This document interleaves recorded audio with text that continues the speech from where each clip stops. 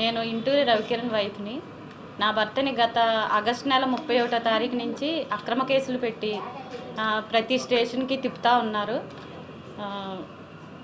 ప్రతి స్టేషన్లో ఎవరు ఎందుకు కేసులు పెడుతున్నారనేది తెలీదు, ఎవరు పెడుతున్నారో తెలీదు, ఎందుకు పెడుతున్నారో తెలీదు. స్టేషన్కి వెళ్ళి అడుగుతుంటే ఎవరు చెప్పట్లేదు, ఎఫ్ఐఆర్ కాపీలు ఇవ్వట్లేదు, మాకు స్టేషను ఏ ఏ ఏ కేసు నెంబరు కూడా మాకు ఇవ్వట్లేదు.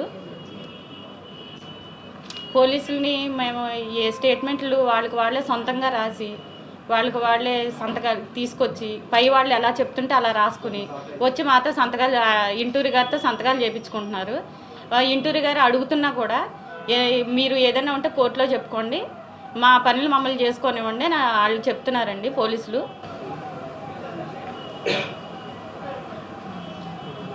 ఆయన ఆరోగ్యం ఏం బాగాలేదండి, అతనికి స్టంట్ వేశారు, హార్ట్ ప్రాబ్లం ఉంది, స్టంట్ వేశారు.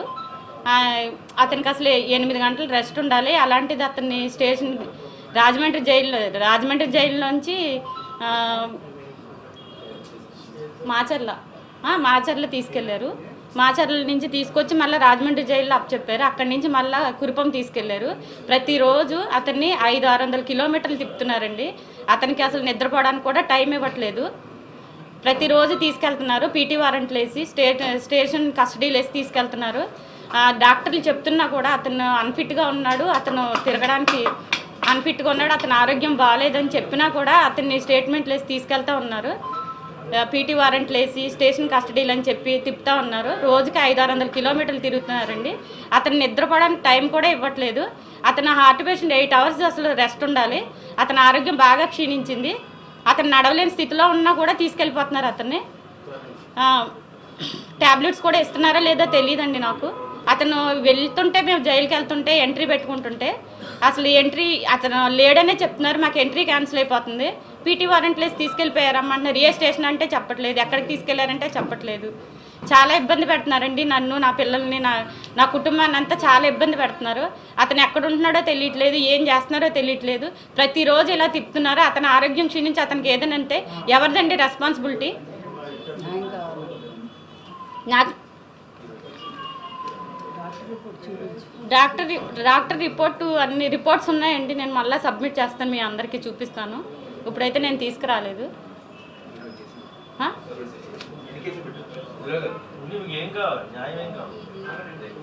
అతని మీద ఎందుకు కేసులు పెట్టారండి, దేనివల్ల కేసులు పెట్టారు అవన్నీ చూపించండి నాకు. అతను సోషల్ మీడియా అంటే పోస్టులు పెడతారండి, మార్ఫింగ్ ఏమైనా చేశారా? అతను ఏమైనా అసభ్యకంగా రాశాడు, అసభ్యకరంగా అశ్లీలంగా ఏమన్నా ఉన్నాయా పోస్టుల్లో? ఒకసారి చూపియండి. ఎందుకు పెడుతున్నారు ఇన్ని సెక్షన్లు ఎందుకు పెడుతున్నారు అతని మీద?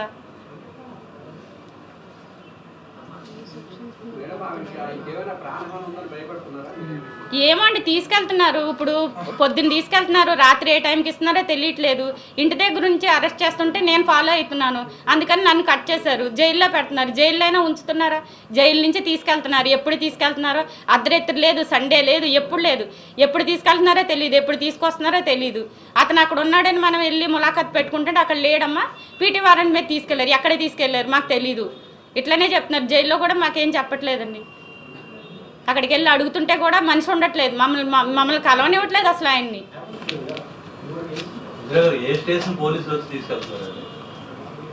ఏ స్టేషన్ అని లేదండి. ఇప్పుడు అక్కడ అసలు కొత్త కేసులు అన్నీ దేని మీద పెడుతున్నారో తెలియట్లేదు, ఎవరు పెడుతున్నారో తెలియట్లేదు, ఏ కేసో తెలియట్లేదు, కేసు నెంబర్ తెలియట్లేదు. లాయర్లు వెళ్ళి అడిగినా, మేము వెళ్ళి అడిగినా అంతా మేము ఇవ్వము, సీక్రెట్, మమ్మల్ని ఇబ్బంది పెట్టద్దు. పోలీసుల నుంచి ఇదే సమాధానం. మొత్తం పోలీస్ వ్యవస్థ అంతా ఈ వైసీపీ సోషల్ మీడియా కార్యకర్తల కోసమే పనిచేస్తున్నారు వీళ్ళు. మీరు కూడా వైసీపీ సోషల్ మీడియా యాక్టివిస్టే కదా, అలానే పోస్ట్ కారణంగానే ఈ అరెస్ట్ చేసి ఉండొచ్చని మీరు ఏమో అనుకుంటున్నారా? పోస్టులు ఏవేవో చూపిస్తున్నారండి, అక్కడ మార్పింగ్ అంటున్నారు, అశ్లీలత అంటున్నారు. మరి టీడీపీ అని ఏదో పేజీ ఉంది వీళ్ళది, మరి వాళ్ళ దాంట్లో ఏమి అసభ్యకంగా అశ్లీలంగా ఉన్నాయి కదండి, వాళ్ళు మేము పెట్టచ్చా కేసులు? గత ప్రభుత్వం అయ్యారు సోషల్ మీడియా యాక్టివిస్ట్ మీద కేసులు పెట్టారు, అందుకే కూటమి ప్రభుత్వం ప్రతీకార చర్యలు పాల్పడుతుంది అనుకుంటున్నారా? గత ప్రభుత్వం పెట్టింది నాకు తెలియదండి. నేను అసలు ఇలా మీడియాలో అసలు నేను ఎప్పుడు రాలేదు. మా వారిని అరెస్ట్ చేశారు, ఎందుకు చేశారని నేను అడుగుతున్నాను, దానికి సమాధానం చెప్పండి. అసలు ఇప్పుడు ఎన్ని స్టేషన్లు అని కదండి, ఆయన మీద 20 కేసులు ఉన్నాయి. రోజుకొక స్టేషన్ అని తిప్పుతున్నారు, రోజుకొక కేసు అని చెప్తున్నారు, పీటీ వారెంట్లు వేస్తున్నారు, స్టేషన్ కస్టడీలు అంటున్నారు. అతను ఒక్క చోట ఉండనివ్వట్లేదు. పోలీసులు ఇబ్బంది అంటే దువ్వాడ సీఎం మల్లేశ్వరరావు అండి. అతను చాలా మిస్బిహేవ్ చేశాడు, చాలా ఇదిగా చేశాడు. నెక్స్ట్ రాజమండ్రి సిఐ బాజీలాల్, అతను కూడా అంటే వాళ్ళు గవర్నమెంట్లో పనిచేస్తున్నారో టీడీపీకి చొక్కాలు వేసుకుని పనిచేస్తున్నారో నాకు తెలీదు. వాళ్ళు మొత్తానికి టీడీపీ వాళ్ళు ఏదైతే చెప్తున్నారో అదే చేస్తున్నారు. కొట్టడం అంటే ఆయనకి కాలు ఇన్ఫెక్షన్ అయిందండి, అతనికి రాడ్స్ వేసారు యాక్సిడెంట్ అయింది. ఆ ఇన్ఫెక్షన్ వేసిన దాని దగ్గర మొన్న సిఐ తోసేస్తే అతనికి చీమ్ పట్టేసింది కాలు. అతను షుగర్ పేషెంట్, హార్ట్ పేషెంట్, ఏం చేస్తున్నారో తెలియట్లేదు. అతను ఇంతవరకు నాకు చూపించలేదండి. అంటే గత ప్రభుత్వంలో పోస్టులు పెట్టే సమయంలో మీకు ఏమైనా తెలుసమ్మా ఏ పోస్టులు పెట్టారో, లేకపోతే మీరు ఏమైనా వారించడం లాంటి ఏం చేశారా?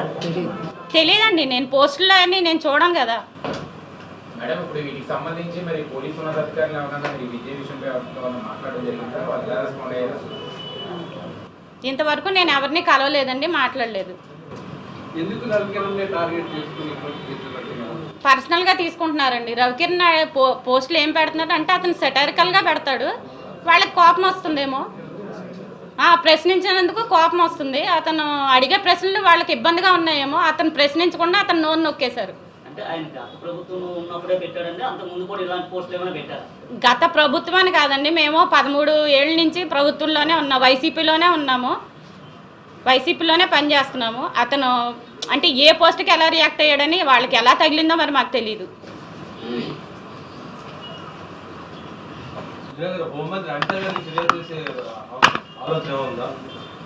మీరు ఎప్పటి వరకు హోమ్ మినిస్టర్ ఏమైనా కలవడం జరిగిందమ్మా? హోమ్ మినిస్టర్ కానీ లేకపోతే డీజీపీని కానీ ఇక్కడ ఉన్నటువంటి సిపిని కానీ? ఎవరిని నేను కలవలేదండి, ఎవరిని కలవలేదు. ఇప్పుడు ఈయన్ని కలవనివ్వట్లేదు, నన్ను ఇబ్బంది పెడుతున్నారు. ఇంటి దగ్గరికి ఇతను అరెస్ట్లో ఉన్నా కూడా ఇంటికి వచ్చి మరి పీటీ వారెంట్లు అవి స్టేట్మెంట్లు అది అంటించేసి వెళ్తున్నారు. అది పులివెందుల నుంచి వచ్చి నేను ఇంట్లో లేనప్పుడు ఇంటి దగ్గర గొడవలు చేసి నేను ఉండే దగ్గర అంతా అలా గొడవలు చేస్తున్నారు. అతను రిమాండ్లో ఉన్నా తెలిసినా కూడా ఆ ఇంటికి వచ్చి గొడవ చేస్తున్నారు ఈ పోలీసులు. అంటే ఇప్పటి వరకు రాష్ట్ర వ్యాప్తంగా చాలా మంది పైన అయితే కేసులు అయితే నమోదు చేయడం జరిగింది. చాలా వరకు సోషల్ యాక్టివిటీస్ ఎవరైతే ఉన్నారో వారందరిపైన కేసులు నమోదు చేయడం, వాళ్ళు అందుబాటులో లేని సమయంలో నోటీసులు అంటించడం జరుగుతుంది. దీన్ని ఏ విధంగా చూసుకోవచ్చు? అసలు ఏ నోటీస్ కానీ నాకు ఏవి చూపించలేదండి. ఇప్పటికి ఇతనికి 20 కేసులు అన్నారు. మేము వెళ్ళి స్టేషన్కి వెళ్ళి దేని మీద అరెస్ట్ చేశారు, మాకు ఏదన్నా ఎఫ్ఐఆర్ ఇది ఉందా, కాపీ రిపోర్ట్ ఉందా అని అడుగుతుంటే కూడా మాకు ఇవ్వట్లేదు. లాయర్ని పంపించి అడిగినా కూడా ఇవ్వట్లేదండి మాకు.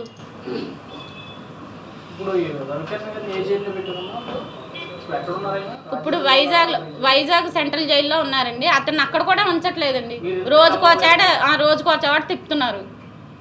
అతను రోజు 500-600 కిలోమీటర్లు జర్నీ చేపిస్తున్నారు. మేము మధురవాడలో ఉంటున్నామండి.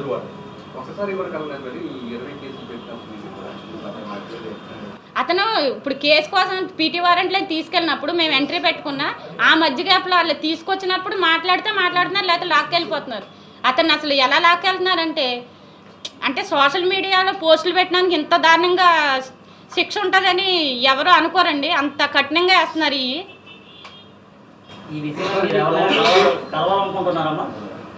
గవర్నమెంట్ ఏం డిమాండ్ చేస్తున్నారంటే రవికిరణ్ వెంటనే విడుదల చేయాలని డిమాండ్ చేస్తున్నారా?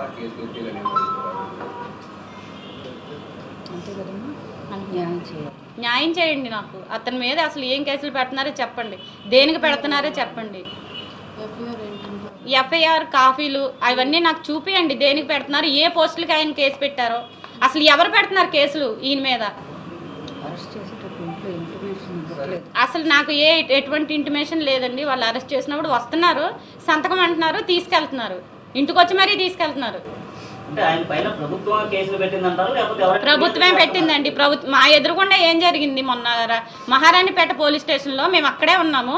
ఇతన్ని తీసుకుని వెళ్తున్నారు, ఎవరో ఒక 5-6 ఉన్నారు, ఉండి మమ్మల్ని కేసు పెట్టారు, సంతకాలు పెట్టడానికి రమ్మన్నారు. ఏం కేసు అమ్మా అని అడిగితే మాకు తెలియదండి, సంతకాల కోసం రమ్మన్నారు, సంతకం పెట్టి వెళ్తాం అంతే. అంతవరకే మాట్లాడుతున్నారు వాళ్ళు. ఏ కేసు కోసం వస్తున్నారో దేనికి పెడుతున్నారో వాళ్ళకి కూడా తెలియదు.